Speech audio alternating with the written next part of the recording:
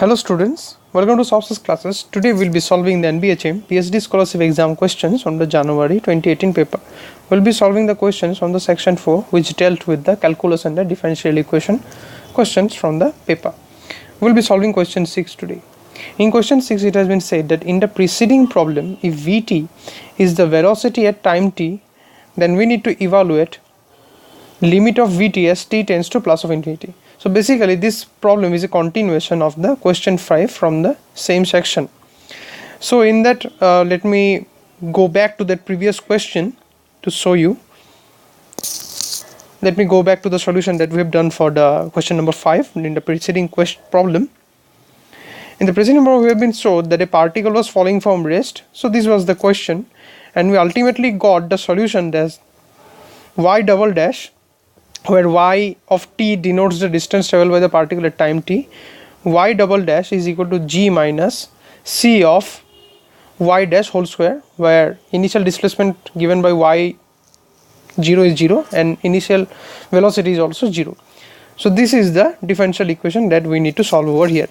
So now let's go back to our given question. So we have, in the other previous question we were given that we got that y double dash is equal to g minus c y dash whole square.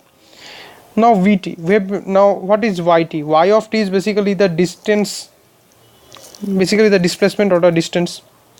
So therefore Vt is nothing but y dash. Okay, and y double dash will be basically equal to v dash. Okay, so we can write down that v dash,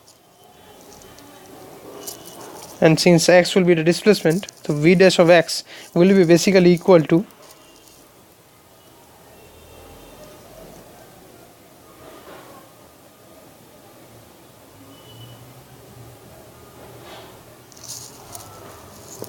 v dash of t will be equal to g minus c v of t whole square. We can simply write v of t as v, so this will imply v dash is equal to g minus cv square. Okay, so now what we'll try to do, we'll take v dash and g minus cv whole square on the same side, so this will be equal to 1. So upon integrating, so now if we integrate, on integrating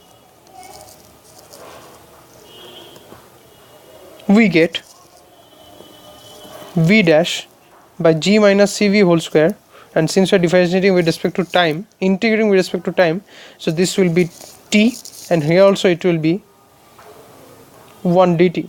So upon integration we get, this will, by usage of the formula, this will become 1 by c into root over c by g into tan h inverse of v root c by root g into t plus k. Okay, so therefore upon simplification we'll get that v of t, so therefore v of t will be equal to